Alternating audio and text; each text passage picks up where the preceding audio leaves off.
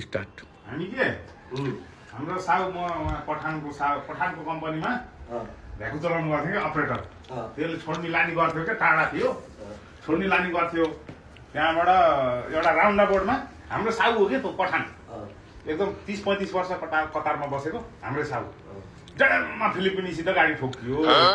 दुईटाको अनि फिलिपिनी निक्लिएर इङ्ग्लिसमा यु डिडन्ट सी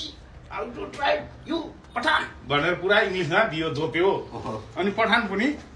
बाहिर निक्ल्यो खुब तम्सिँदै गर्दै तम्सिँदै निक्ल्यो उसले जानेको